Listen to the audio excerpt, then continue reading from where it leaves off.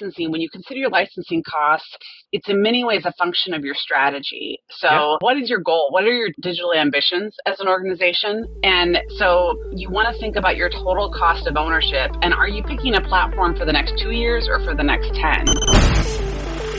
Growing a business requires a holistic approach that extends beyond sales and marketing. This approach needs alignment among people, processes, and technologies. So if you're a business owner, operations, or finance leader looking to learn growth strategies from your peers and competitors, you're tuned into the right podcast. Welcome to the WBS Podcast, where scalable growth using business systems is our number one priority. Now, here is your host, Sam Gupta. Hey everyone, welcome back to another episode of the WBS Podcast. I'm Sam Gupta, your host and principal consultant at digital transformation consulting firm Elevate IQ. Choosing a platform for your e-commerce is not easy. There are several factors to consider. While SaaS options make buying and maintaining easier, their pricing could be tricky to understand. The hosting for open source options could be cheaper, and the licensing fee might not be applicable with these options. On the other hand, the development and support cost could be more expensive. The SaaS option may require you to use their payment gateway and might take a cut on your revenue. In today's episode, we invited an expert panel of cross-functional experts for a live interview on LinkedIn who brings significant expertise with e-commerce platform licensing and pricing. We also discussed the red flags one needs to look at in the competing options you might evaluate. Finally, we discussed the nuances of transaction-based pricing and cheaper hosting options available for open source. With that, let's get to the conversation. Hello everyone, welcome to today's show. Today we are going to be talking about e-commerce, software, licensing, and pricing. So we are going to be starting with the introductions of our panelists, and after that we'll dive right into the topic. Eric, do you want to introduce yourself, if you don't mind? Sure. I'm Eric Landman. I'm the e-commerce division manager of Earthling Interactive, and I'm a developer. I've been working on e-commerce sites for about 12 or 13 years, built over 50 sites in a variety of different platforms. Okay, amazing. Thank you so much, Eric. And your expertise is going to be very relevant because sometimes the pricing is going to have the development and the deployment nuances as well. So we need to understand all of those when we are comparing the pricing of different e-commerce solutions. On that note, Laurie, do you want to introduce yourself if you don't mind? Yes. Hello, I'm Laurie McDonald. I'm the founder and CEO of Brilliance Business Solutions. I started Brilliance 23 years ago. We specialize in digital commerce solutions for manufacturers and distributors. What most people remember about me is I worked as a flight controller at NASA before I started Brilliance. The platforms we partner with are Optimizely and BigCommerce. So really excited to be here today. Okay, so again, I am very excited to have you, Laurie, and along with the NASA expertise that is going to be very unique with you, you also have B2B expertise, which might be slightly rare in the room right now. So I think you are going to be providing a lot of insight of different B2B commerce platforms. Thank you so much for being here. Steve, do you want to introduce yourself? Yes, my name is Steve Rice. I'm the founder of SR Consulting and .com Jungle. And we help owners and executives of consumer product goods companies make and implement wise technology choices, which can include website implementations and integrations with ERPs, as well as the sort of technological de-siloing of departments inside a company. And we've been around for about 30 years and have worked with everything years ago from Joomla and VirtueMart through Magento and WordPress and whatnot. Thank you so much, Steve, and you again bring a very unique expertise from the outdoor retail world, and then obviously the WordPress and WooCommerce that is always going to be part of the mix when anybody is actually evaluating any of the e-commerce platform. Thank you so much for being here. Erin, do you want to introduce yourself if you don't mind? Of course. Hi. Thank you for having us again, Sam. Love this experience. I'm Erin Courtney. I'm the VP of Digital Services at Earthling Interactive. I work with Eric. And we also are B2B e-commerce folks. And I think today's topic is going to be really interesting for us because pricing comes up a lot and people seem not to understand exactly what they're getting into, I think in part because the SaaS world is sort of driven what a lot of people think about when they think about pricing. Okay, amazing. Thank you so much, Erin, for being here. And I totally missed you. I think you are coming after two different sessions. Yeah, you always bring very exciting momentum to the panel. Always fun to have you here. And obviously, you have tons and tons of stories that are super meaningful for our audience. So thank you so much for being here. All right, guys. So we are going to dig deep into the topic. As you know, we are talking about the pricing and the contract. So I always like to think more from the executive perspective. Let's say if I am the CFO of a manufacturing organization, I am getting pitched by many different vendors out there. You know, you have Shopify's of the world, you have Magentos of the world, you have BigCommerce of the world, you have so many different e-commerce solutions, you name it, right? So now let's say if I am looking at the pricing of a specific the e-commerce solution, there are going to be many different tiers in that. And in those tiers, there are going to be many different variables, and those variables have a lot of implications on my total cost of ownership. So what I am looking from you guys is what are some of the variables that you have seen in each of these ecosystem. You can take the example of the ecosystem, or you can talk about the generalized variables that an executive should be paying attention to when they are comparing two different contracts from two different or three different e-commerce platforms. So I am going to start with you, Eric, if you don't mind. So what are the variables in your experience are going to be really relevant from the pricing perspective? Well, there's two major chunks of cost. One would be the build-out cost for whatever platform it is that you're using or whatever code base that you're using. And the other is the licensing fees and hosting fees that are associated with hosting the site or software updates over time. For certain types of platforms like open source platforms, a lot of the code is open source, which means it's free, but that doesn't mean it's free to build it out. Somebody's got to build it out. And also there are there's certainly add-ons to the code base for modules or extensions that you purchase. Either you purchase with an outright fee, and those usually come with a limited time support contract.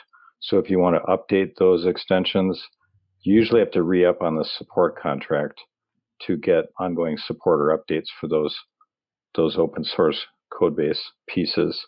The hosting in the open source world is usually, I think I can fairly confidently say, more inexpensive or more of a commodity unless you get into specialty platform hosting. So contrast that with the SaaS world, or software as a service, where you're not really buying the code base, you're using a platform that already exists and adding things onto it, adding apps or plugins. Those apps or plugins can have the model of where you purchase the code, but frequently there's a monthly licensing fee every single month that ticks up the cost. And so you're comparing two dissimilar things, and it becomes really tricky and intricate to get an accurate price representation of comparing these proposals. So if the CEO is looking at these things, they need to be aware that there are these two very large categories of how websites are built out and what the overarching costs are about those things. That's my setup. Yeah, some amazing insights there, as always, Eric. And as you mentioned, I completely agree that, when you are looking at the open source versus non-open source, open source does not necessarily mean free. So you definitely need to assess the overall cost of the ownership. And obviously, there are going to be many different variables, especially the support that you mentioned that you should be looking at because the support cost is also going to be relevant. So, Laurie, I'm actually going to move to you next. I don't know if you are going to add anything to what Eric already mentioned. I'm pretty sure you are competing in a lot of different competitive situations. And sometimes the salespeople that might be on the other side of the table, They might be overselling, might not be as informed, I guess, may not believe in education. Our goal here is really to educate our audience. So what we are looking for is, and again, I think one of the trend that I see in the e-commerce space, which is very unique as compared to the other software solutions that might be there. For example, let's say if you look at the Shopify could be very easy to, let's say, just get on. It's easy, even for some of the B2B businesses, just because easy to do. But then you have that transactional price, and that transactional price is very hard to estimate over the period of time, because I don't know how many transactions I am going to perform. If I look at my host and my host is going to charge the percentage fee based on the payment or the transaction, I am not going to feel as comfortable. So in your experience, what are different variables that you have seen that Eric has already covered? Do you have anything to add? Yeah, happy to talk about that. So I think, to Eric's point, I think having an apples to apples comparison is important when you're looking at licensing. But the other thing that I would say is that really your licensing, when you consider your licensing costs, it's in many ways a function of your strategy. So like, who are you, what is your goal? What are your digital ambitions as an organization? And so you want to think about your total cost of ownership, and are you picking a platform for the next 2 years or for the next 10? And who are you trying to compete against? So as you answer some of those questions and think through your growth, you'll have a better idea of what costs, because a lot of times you'll have some options, like, and it's an example, like an Optimizely can bundle several different services under a single license for you that you'll benefit from a lower cost based on several different services, around like personalization or CDN or other things that may be important to your overall growth plan. But maybe that's not, your digital strategy. Maybe that's not where you're headed. And then there can be other paths that you could take that where you're going to incrementally add on those services as you need them. But then those are different costs that you'll manage. And then I think, Eric, your point about third-party apps that you're adding in over time, thinking through the additional costs that are going to come from those apps that you're adding in, and also recognizing that there can be trade-offs in terms of performance or user experience when you're integrating several different apps into a site, making sure that you're thinking through what's going to be my cost if you're on an open source solution, what's the cost to upgrade? Because if you're, choosing a SaaS platform, you don't have to pay for your upgrades, right? So, so just making sure you're really understanding the total cost. Okay, some amazing points there, and I may have some clarifying, questions for you, Lori. There. So you mentioned that, for example, let's take an example of Optimizely here. That's a great platform for a lot of different situations. So here you mentioned a couple of things and a couple of variables, that everything is under one pricing, and the variables that you are going to have is going to be CDN, and there was another one that I don't remember. So I don't know if this is part of the same pricing bundle, but can you talk about why that matters and what are going to be the pricing implications, let's say, if that is not included as part of your pricing bundle? It's a great question. So in terms of like the structure of licensing contracts, so Optimizely based on the number of transactions in a year, and that's a known, it's a known agreement that's set up, and what you're paying for that duration of time. You're in an annual contract, so there are no surprises. It's clear pricing. You're able to bundle into that package because they have a range of different services around both content management, CMS, as well as commerce, as well as personalization. So AI, predictive engines to recommend products, search, which for many platforms, you'll end up paying for a third-party search platform, depending on what kind of search results you want. So those things can all be bundled as a part of a single license for you, that you don't have to be managing separate vendors. And also, you can receive a lower overall cost and then therefore have a higher ROI based on the fact that they're all consolidated into a single contract. So some interesting insights there, and I may have some more clarifying questions there so that our audience is able to understand that. So you did mention that you are going to have a couple of sub-services. In other ecosystems, you might require, I don't know if they require add-on, or they are going to require separate apps. Again, there's going to be a separate contract for that. In your case, you are doing that as part of the bundle. But when you talk about the number of transactions per year, my problem with this licensing model always is, how do you estimate the number of transactions, and what exactly is the number of transactions? in this particular case, can you describe that as well? So what is the number of transactions? Is it the number of hits they are getting on the web? Is it the order? Is it the order line? What exactly is the transaction? Yes. So we're talking about online orders over a year. Okay. And so if you don't have a past history, you're making an estimate of that you're revisiting with the sales team. But it's not like your pricing changes by month. You're set into an agreement based on your projected sales volume. Okay, interesting. So I am actually going to move next to Steve. Steve, obviously you are running into a lot of different competitive situations as well. And I don't know if you have any interesting insights from the other ecosystems where you have seen some of the crazy pricing, which might be extremely attractive in the near term, but maybe really bad, I guess, in the long term. So I think I am looking for those signals, and that's my problem always with the consumption-based pricing. It's great because it provides much easier way of adopting, let's say, the digital or e-commerce for a lot of different companies. But in the long term, I guess, if you don't understand how that is going to work and how your transactions are going to play in the mid to long term, sometimes that could be very challenging for a lot of companies. So Steve, what is your experience when you look at different variables of the e-commerce pricing? Well, I would actually say that when you're looking at SaaSes like Optimizely, BigCommerce, Shopify, in the long run, I think they're actually very reasonable. You don't usually run into a situation where you're saying to yourself, well, holy heck, now I've exceeded some number of transactions and my bill is X, and I'm not happy with that.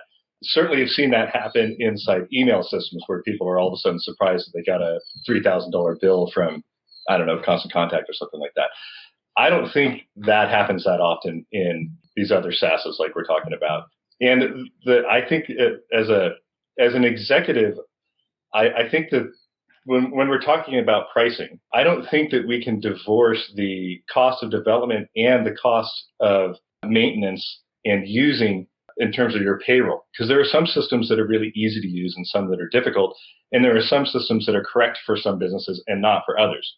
And what I mean by that is like Shopify is a great way to get in. And if you're say a bedding company and you've got maybe 50 products or 150 products, that might be like a really great way to get in. Shopify, BigCommerce, Optimizely. If you've got 40,000 parts that you're selling into the industrial diesel engine industry or something, you're not going to do that on Shopify. And so it doesn't matter how much Shopify costs because there's other things you're going to choose. And that's another way of saying it actually matters how much Shopify costs because at that point, Shopify can't actually handle it. And the pricing will be kind of crazy. And for the amount of money that you could spend on that, you probably would be buying into something like Magento anyway. Yeah, some very interesting insights there. And, I may have a clarifying question for you as well. Obviously, the assumption here is that, somebody has done their due diligence and they found the platform that are probably going to be fit for their use case. And that's the point they are going to be discussing the pricing. If the solution is not going to be fit, then that's a different argument altogether. We probably need to have another episode for that. But since you all have already mentioned that, I want to ask one question. So why is Shopify not fit for a business that is going to have, let's say, 40,000 parts? What are the challenges there and what are going to be the cost drivers? If you can touch on those, then I'll definitely appreciate those. I think it kind of depends on what those parts are. Okay. I'm making some huge assumptions here. And I would say your question also makes a big assumption that these executives actually do know these platforms, that whether these actually fit them. And I don't think they usually do at this point. And that's why a lot of people get sold a bill of goods or just end up going down a path that most of the time they don't know what the end result is going to be, which is why you hire people like us. And hopefully we're all honest and help pave the way, right? So to give an example, I guess, if you made 40,000 parts and you were pulling them in from China and you had your own distribution warehouses here in America, maybe multiple ones, I think that would be a scenario where you wouldn't want to be using Shopify because it's just not powerful enough to handle the subsets of warehouses and things like that you would need, the system would need to understand. On the other hand, let's say I'm going to make up a shirt company that every time some new political thing happens or a baseball team wins a game, they come out with shirts. And so they got 40,000 shirts that all get printed on demand and they don't really have a warehouse. that could actually function really well in Shopify or Optimizely or something like that. And paying $24,000 a year for Magento Professional, or even using the free version, would just be completely cost prohibitive for that kind of thing. And part of that is that all of those products are roughly repeatable. You just can change the title. You could probably manage them in the spreadsheet. You could add 4,000 shirts in small, medium, and large, and extra large almost as easy as you could add 40. And that's a scenario where those SaaS tools, I think, can really shine, assuming you don't have those other sort of technology issues on the back end. So very interesting comment, and I need to know this probably from the entire room, I guess, and I may be off here. But one of the comment that you mentioned related to handling of the warehouses inside your e-commerce platform, in my experience, I think that should be done in some sort of centralized system, which is probably going to be your ERP, your point of sale system. In my mind, always e-commerce is the point of sale. The way I like to think is, the only difference between your point of sale and the e-commerce system is this is done over internet. The other one is in the store. But from the functionality perspective, they are fairly similar. Obviously, there are going to be nuances of the each channel, such as the marketing automation. The marketing aspect is very different. The loyalty is very different. The coupons are very different, but still a POS system. So why are we, and I don't know if you guys come across this a lot in the complex businesses where you have a lot of different warehouses, where your e-commerce is actually trying to do something related to warehouse. So Eric, I'm actually going to move back to you in asking, let's say if you had this business, would you handle anything related to warehouse in your e-commerce platform? Well, yes. If you have the e-commerce platform doing inventory synchronization with the ERP system and the warehouses, then it can be done that way. That's one of the strengths of some of the more powerful open source platforms. On the other hand, there's good arguments for why you wouldn't do it that way. It depends on if you have a well-evolved ERP system that does what you need. And from what I've seen, that would be maybe less than 50% of the companies we've talked to, because there seems to be an awful lot of inadequate ERPs out there, or they're just not filling the needs fully. And inventory management is one of those things that is super complex. And I was just having this discussion today with another podcast.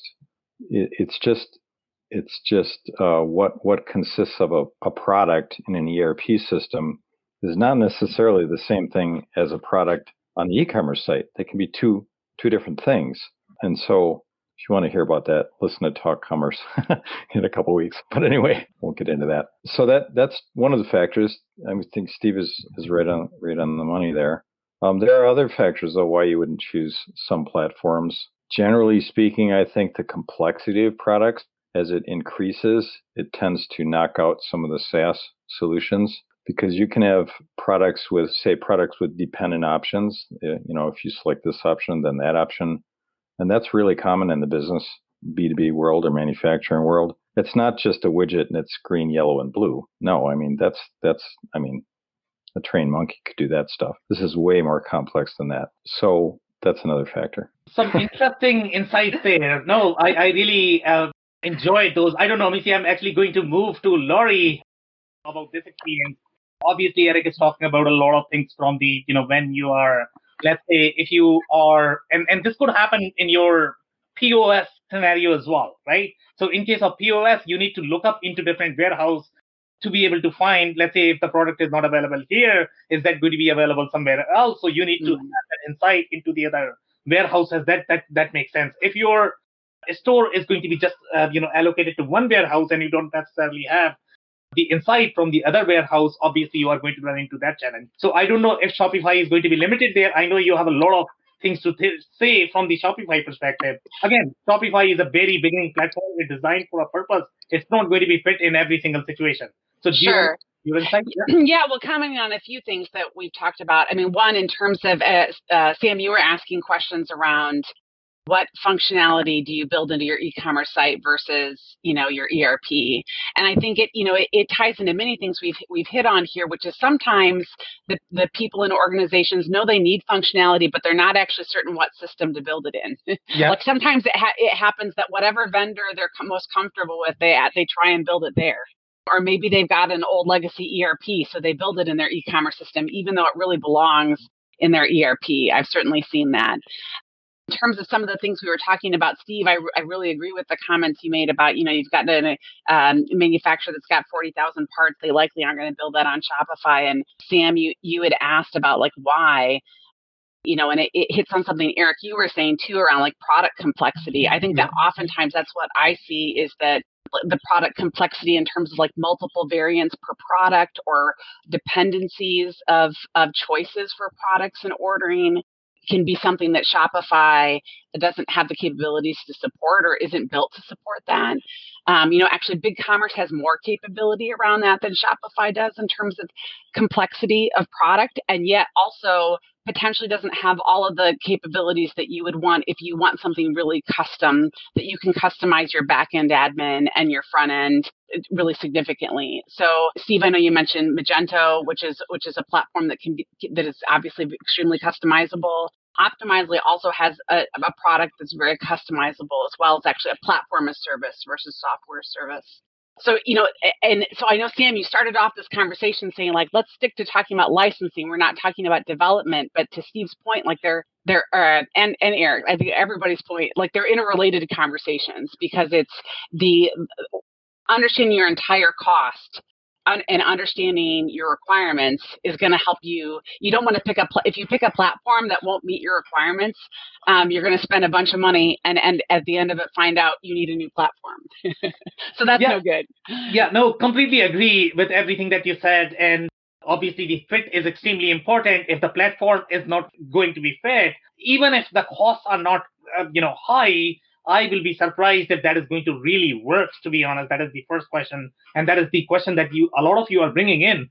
Again, what I'm talking about here is the assumption here is going to be that you have done your due diligence. You found some of the platforms that are probably fit.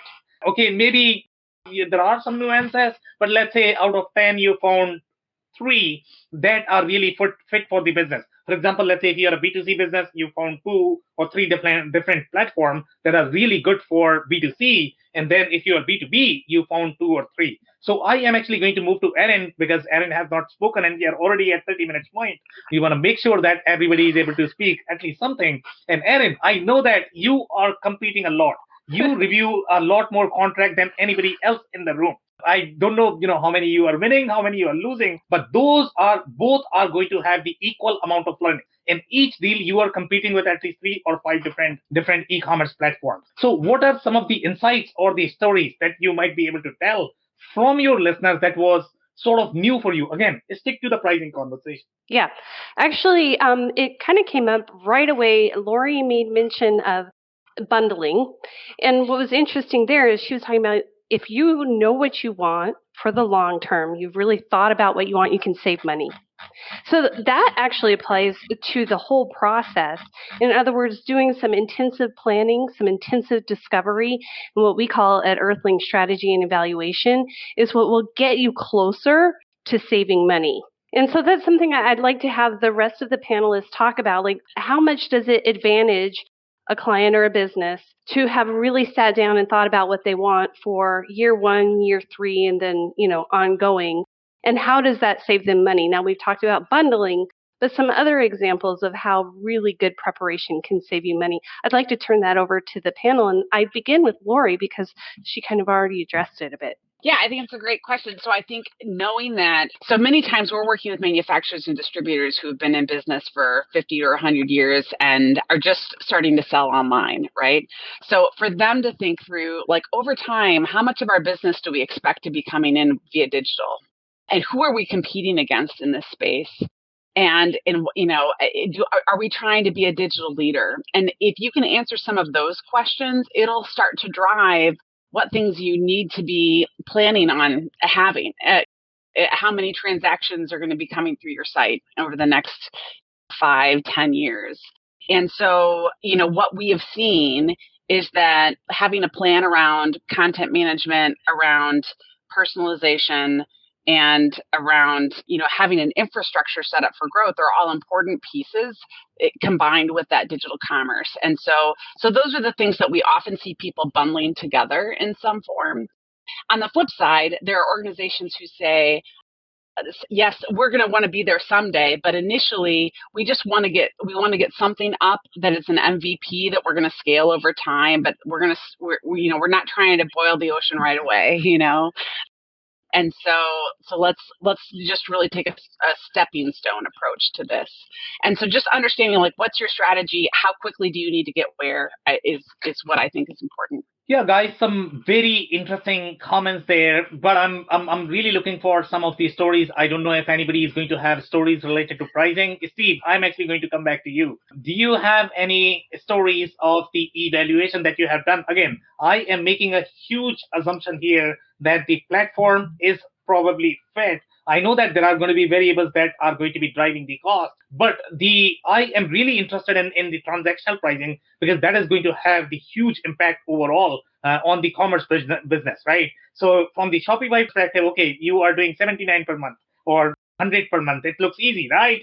From the business owner perspective, if I look at Shopify pricing, it's no brainer that I'll probably go for Shopify just because it sounds so cheap. But when you look at the fine prints, okay, you are looking at 2.3% transaction fee. Now, I don't know if that includes your credit card processing fees. Well, I don't know if they are trying to combine that, but that could have a lot of impact overall on the cost because you are paying 2.3% of your sales. Sometimes you might not even have that much of margin. So that's a huge hit, I would say, for a lot of companies. So again, going to you, Steve, do you have any specific stories from the pricing and licensing perspective that you might be able to share? I do, but they're going to have to include development costs in order for it to make sense. Yes. I mean, literally, because I have a client that I've had for 13 years, and when they first came to us, they had 3 brands, and they had gotten some bids from companies out of San Francisco and Texas and New York and Seattle, and they were all basically about $250,000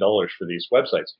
But these companies didn't actually do a needs assessment, which is, I think the difference between those companies and the 4 people sitting here is that we understand how important it is to actually get paid to do the needs assessment first.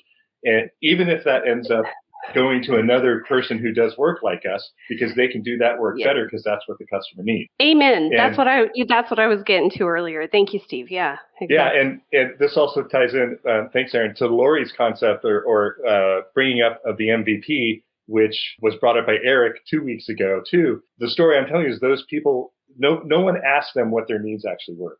And when we sat down and actually did a needs assessment, we realized that they actually had been failing at what they've been trying to do, which was do a direct-to-consumer model because they basically were building crappy websites. I mean, it's that simple. And so they would send out an email. They had 26,000 people on the email list, and their website would crash.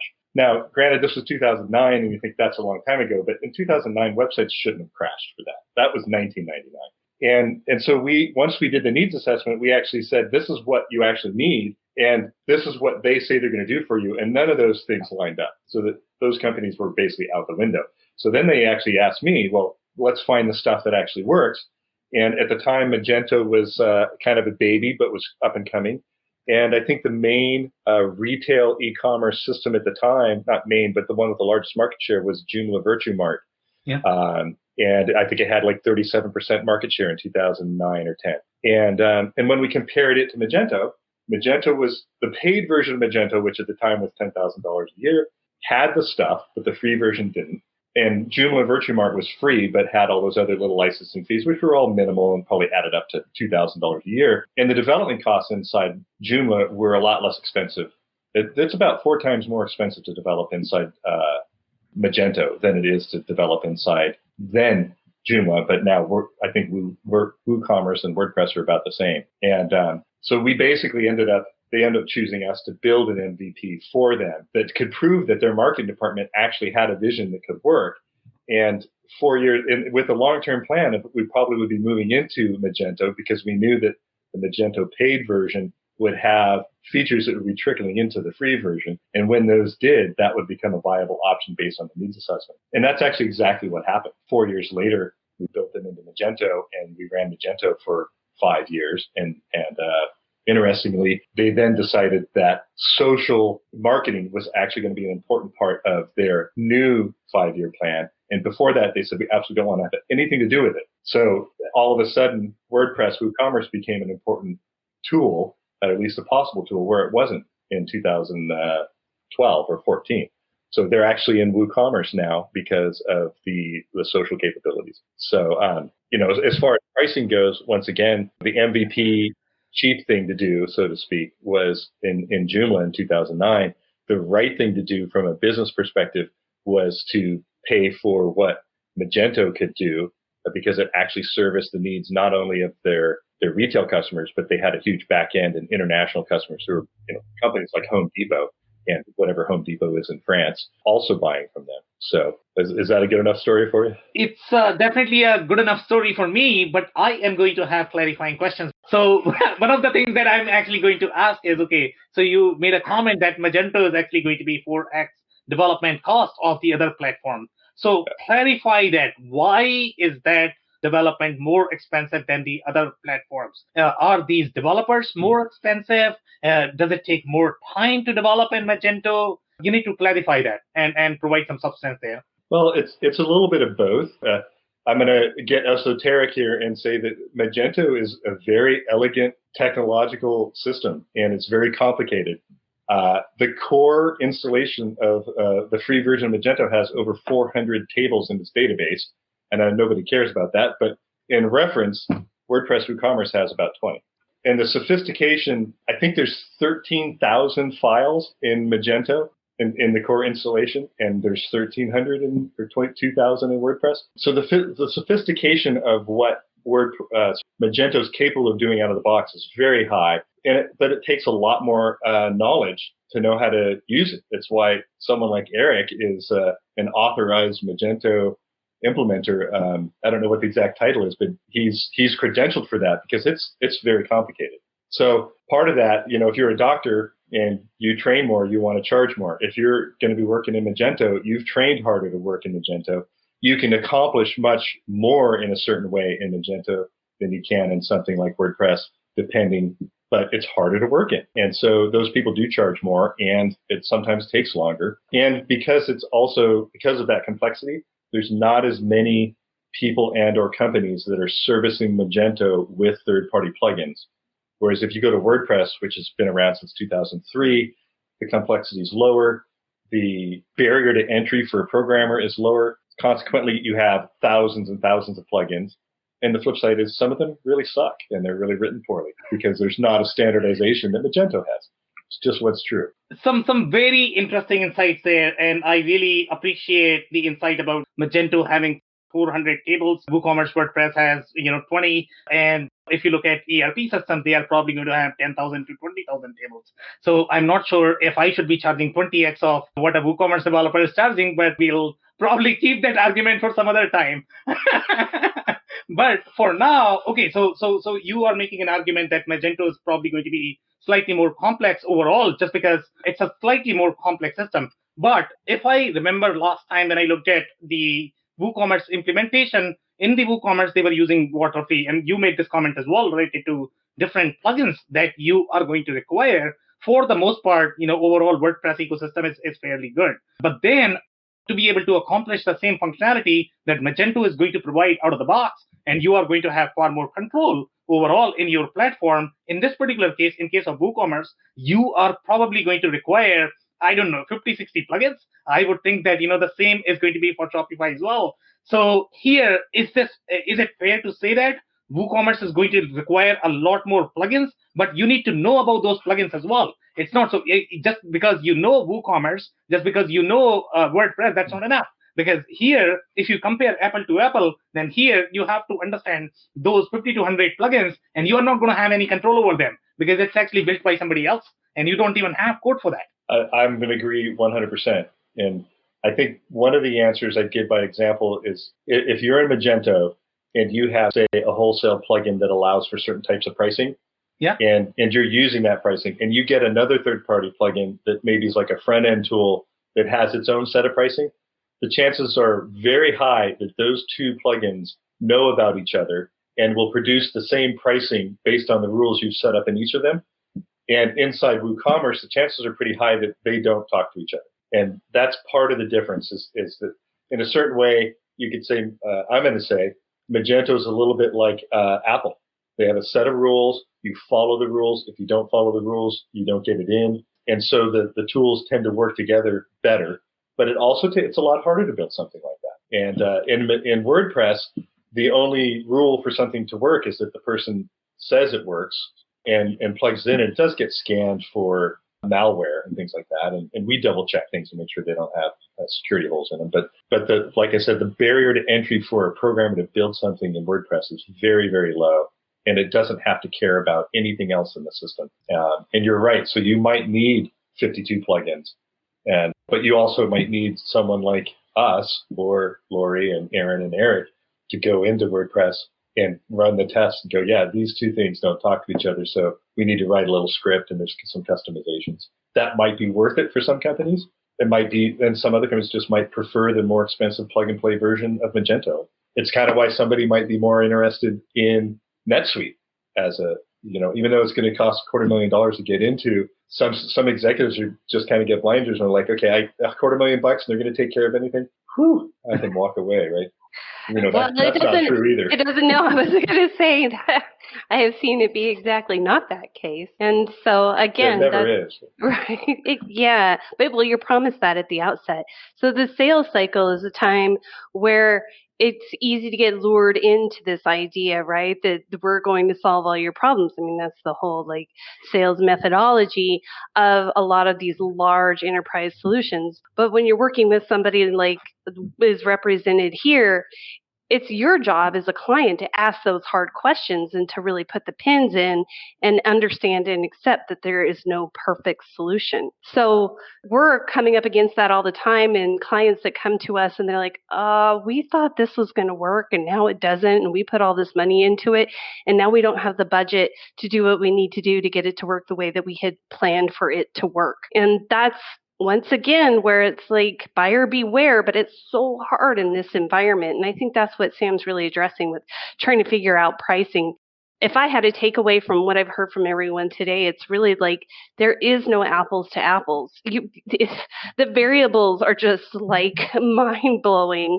But what that also presents is an opportunity to get a solution that'll really get you where you want to go with your business and what you are hoping to achieve. So, go ahead. Go ahead, Lori. No, go ahead. Well, I was just going to say, I do have a couple things that people can look for in a contract to say, be careful. Exactly. So I think, I heard you, Sam, you referenced transaction fees. Yes. And there are SaaS platforms where, if you're not using their payment gateway that comes with them, you'll get charged an extra transaction fee. Yes. And so one of the things I like about BigCommerce is it's not like that, right? So it's a flat monthly fee. So pay attention to those terms, are there other transaction fees? Where are other places, limits that you might get charged for things? And just really be clear about that, any additional fees that you might expect. I think outside of that, it's also just understanding, we've all kind of referenced, the additional apps, but recognizing when you're comparing different platforms, sometimes they're SaaS platforms, you can require apps with one platform that will be built into another. And so knowing that it's not just as simple as comparing the monthly cost. So those are things to look for. Also looking at customer service. And so you can look up vendor ratings. What kind of support can you expect? Is it just email? Do you have access to people via live chat? Do you have phone support? Recognizing what kind of support the vendor will provide to you in addition to your partner. And then if you have, for some of the products we work with, so for Optimizely, sometimes people will have internal development teams. I'm guessing this may be true for Magento as well, that you may have internal developers at a company who's also developing on it. Sometimes you can get training built into a licensing contract as well if companies want to have people on their internal team trained on the product. So those are some other things to look to try and get added into a contract. Yeah, so some very interesting comments there, and I'm gonna add on that. And Eric, I'm actually coming to you definitely. I think you are going to have a lot of insight there. So when you mentioned that BigCommerce does not really have the transaction fee, and I want to make sure that I understand how the pricing works in the BigCommerce space, because I really don't believe in any freelance, just to be honest. I don't believe in any discount. What I really believe in is you are probably going to end up paying about the same, irrespective of the platform or the solution you are going to go to. It's just a different way of presenting the information in my mind. Okay, so let's say BigCommerce, right? So typically, the reason why Shopify designs their pricing the way they have designed is because they are making it easier for the people who are trying to get into the e-commerce. But that does not mean that if you are making, let's say, $10 million or $50 million in revenue, you are going to pay the same. I mean, no free ride here, right? So that's why their pricing is very tiered. So in your case, in let's say BigCommerce, if we analyze the BigCommerce pricing, is it user-based? Is it consumption-based? Is it tier-based? Can you talk about the pricing? It's the number of orders you expect over a 12-month period that factors into when you look at their enterprise pricing, right? It's the number of orders. So again, coming back to transaction based, but it's not a percentage of revenue. It's not a transaction fee. And so my understanding that with Shopify, if you're not using their gateway, there's actually a transaction fee that's applicable there. I think if you're not on a plus plan, and Steve, you might know that better than I do. But so just being aware of what transaction fees could be relevant. The fees that make me concerned are when it's a percentage of revenue. That's different than a flat fee that's based on order volume. Yeah, so let me try to play a little bit of devil's advocate here. So let's say if I'm the wholesale business and my number of transactions are, let's say, super low, and typically wholesale business is going to have far bigger ticket item. The dollar amount on the order is going to be far higher. So BigCommerce is going to be far cheaper compared to Shopify, because in case of Shopify, I'm actually paying percentage on the order volume as opposed to the number of transactions. Am I fair in this assessment or not? So in case of wholesale, lower number of transactions, higher dollar on the order. Mm-hmm. Yes. Well, I think so. I mean, so just to be fair, right? My understanding is the percentage of transaction with Shopify is if you're not using their gateway. So we have a lot of customers who want to use a gateway that they've already been using, right? Is our experience. So I just want to be fair in terms of what I'm stating here. But yes, you're right. So that's what a lot of times in the B2B space, their orders have a high average order value. Yeah. And you don't have a lot of transactions, exactly. Right? And so that's where you can see a licensing benefit is when you're structured that way based on the number of transactions. Good insight. Okay, Eric, now. I got to step in here. This conversation is being completely skewed towards SaaS applications. Okay. There's a whole lot of the world that does not run on SaaS applications. And the hosting for those is metered by number of sessions, typically. Not the number of page views, but the number of sessions. So the hosting tends to be much, much more reasonable. So it's completely divorced. In fact, the number of sales is not even a factor. It's not considered. Okay.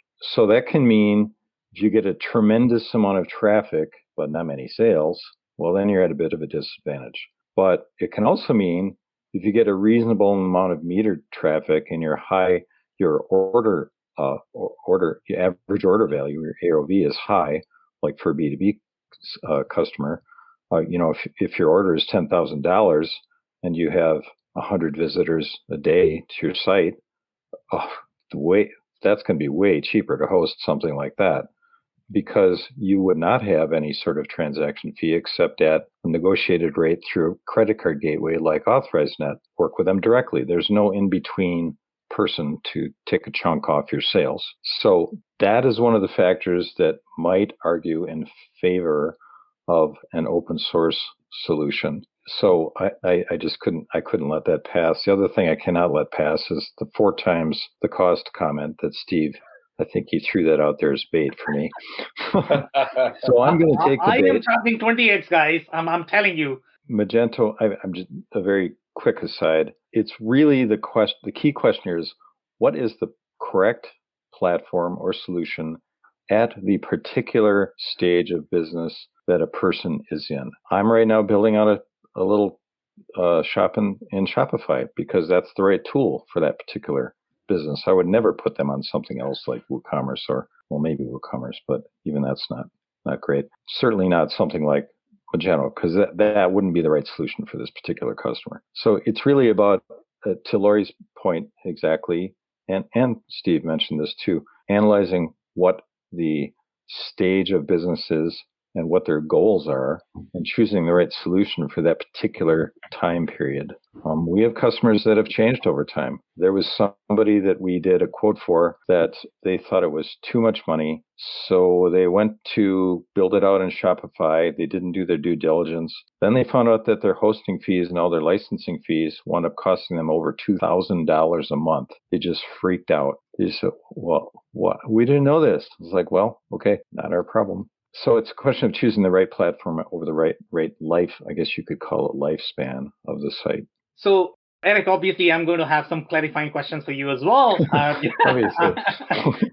I know that, we have been discussing these SaaS solutions so far, but we want to make sure that we are attacking all the variables associated with the hosted platforms as well. So let's take an example of and you mentioned that, in some cases, and I completely agree with you, that let's say if you have very high order volume and let's say they are getting the 100 visitors, in that case, your hosting fee is probably going to be far lower. But if you look from the other perspective, and now this is the business, it's going to be a similar business like you, if you think about it. Okay. In your case, that is going to have much longer sales cycle. So the people who are going to be visiting your site in the pre-sale cycle is going to be far higher. So the number of visitors and the sessions that you are going to have on your site in the pre-sales phase is going to be far higher. Right. Okay? That's true. Even though you have 100 visitors that are actually buying from you, they might be paying $100,000. But overall traffic. But the incremental cost is usually very minor. And I'll give you a real example. One of our hosting providers that we use is Mage Mojo from Magento sites. We have a hosting plan that offers 10,000 sessions per month. Yeah. That is a lot of traffic for B2B and small customers. I mean, it's not Nike, no, of course, but it covers quite a lot of traffic for small to mid-sized businesses. And the cost for that is less than $200 a month. I mean, that's a bargain. And that's for load balanced, multiple containers, high availability sites. So it's a really good. So that's a comparison. That's one data point. Now, if you get up into, all of a sudden you got 1 million transactions a month, well, then we'd have to talk about that. But if you're comparing, so again, it's like, I don't know how you compare that to BigCommerce. I haven't looked at BigCommerce pricing lately or the other Optimizely platform, but those are all factors. Like that's what we're talking about here, right? Yeah. So I want to touch a couple of more points there. I want to make sure that we are addressing everything from the hosting perspective, the argument that you made about the $200 for the hosting fee, which is amazing, phenomenal value. I completely agree. Magento is probably going to be open source, so obviously you are not paying as much. Let's assume that it's going to be probably 2.5x of the development cost, if not 4x or whatever. I mean, let's just for the sake of it. I don't know, how expensive the development is going to be in the Magento community, but yeah, there is an argument to be made that Magento developers are going to be typically slightly more expensive than your other platforms. But one of the things that I am missing here is the hosting provider that you are mentioning. I don't know how they are running their business, because when you compare with the other cloud providers, and again, I am actually comparing with everything. There is no free lunch here. They are trying to utilize either the Google Cloud in the backend or AWS in the backend. Now, if you are running a $10 million business on a platform, and if you are not paying, let's say, $1,000, $1,500, $2,000, then somebody is not going to be happy. I'm telling you that. So I don't know where these guys are hosted, because when you are hosting in the mom and pop shop in my neighborhood, if I'm creating the data center here, then obviously you are going to have some sort of scalability issues there. And when I'm running my e-commerce platform, I definitely don't want to be running in my mom and pop shop. That's something I would not do personally, because obviously e-commerce is a big deal. As you know, if you are getting, let's say, 80-90% of the traffic, then you want to be on the reliable infrastructure. Well, if you get deep into investigating hosting providers, you will see a trend. And the trend is that there are boutique hosting firms. There are firms that specialize in hosting, say, WooCommerce sites. There are firms that specialize in hosting Magento sites. Like that is all they do. They don't do WordPress. They don't do anything else. That's all they do. They are super good at exactly this one thing, and they have it really dialed in. There are sites like SiteGround is one that comes to mind that are really good at hosting custom applications, and there's other ones too. But anyway, this is not something your CEO is going to go, oh yeah, let's go there. No, this is this is the job of development agencies to say, well, this is who we would choose. This is why we would choose them. Here's what it's going to cost. Here are the metrics. Here are the monitoring systems. This is everything that we recommend regarding this particular hosting this particular type of application. Yeah, so I am extremely familiar with these boutique providers, and they are typically running a lot of workload inside in AWS or your Google Cloud. And what is going to happen is your site is going to be extremely slow just because a lot of people are trying to rent the space on the same server. There has to be some compromises. I mean, see, there is no free lunch as such. That's my argument. You cannot say that all diesel cars are the same. I mean, it's not the case. There are differences among these hosting providers. All right, amazing insight, guys. I'm going to go with Eric and respectfully disagree with your statement, Sam. Okay, amazing. They're very good hosting companies that provide very fast services. Nexus is one of them. SiteGround is one of them. Yeah. Heroku. Joining, sure. We are going to do just quick closing round here, closing advice, guys. If you have anything, we are at 5:30 point. Lori, do you have any closing advice from today's session or any takeaways that you definitely want to mention? Yeah, I just in closing, I think as we all kind of talked about, be clear about what your strategy is, because your licensing will be tied to that, and then make sure your contract is clear about any transaction fees. You want to minimize surprises. Okay, amazing. Eric, your closing thoughts. I would say you need to consider foremost your business stage and make sure that the solution presented is the correct solution, and then understand all of the pieces that comprise that solution and all the fees that are involved for hosting and licensing and plugins and support. Support's important also. Yeah, completely agree. Steve, your closing thoughts. I would suggest if you're a CEO and you're concerned about cost per transaction or credit card fees or hosting fees, that you're not actually performing the duty of a CEO, and you need to delegate better, because you shouldn't be thinking about those things. Okay, and my personal takeaway is going to be, make sure either somebody in your team understand or you understand those cost factors. On that note, guys, I really want to thank you for your insights. It's been super insightful episode. Thank you so much, guys, for joining. Thank you, Sam. It's been wonderful. Appreciate the work. Thank you. It's been fun. I cannot thank our guests enough for coming on the show, for sharing their knowledge and journey. I always pick up learnings from our guests, and hopefully you learned something new today. If you want to learn more about Eric Landman and Aaron Courtney, head over to earthlinginteractive.com. It's EARTHLINGINTERACTIVE.com. If you want to learn more about Lori McDonald, head over to brillianceweb.com. It's BRILLIANCEWEB.com. If you want to learn more about Steve Rice, head over to .comjungle.com. It's DOTCOMJUNGLE.com. Links and more information will also be available in the show notes. If anything in this podcast resonated with you and your business, you might want to check other related episodes, including the interview with Aaron Courtney and Eric Landman from Earthling Interactive, who discusses the strategies and considerations to evaluate e-commerce platforms and architecture. Also the interview with Richard Holter, the Wizard of Oz, who describes the challenges associated with buy online, pick up at store model. Also, don't forget to subscribe and spread the word among folks with similar backgrounds. If you have any questions or comments about the show, please review and rate us on your favorite podcasting platform or DM me on any social channels. I'll try my best to respond personally and make sure you get help. Thank you, and I hope to get you on the next episode of the WBS Podcast. Thank you for listening to another episode of the WBS Podcast. Be sure to subscribe on your favorite podcasting platform so you never miss an episode. For more information on growth strategies for SMBs using ERP and digital transformation, check out our community at WBS.rocks. We'll see you next time.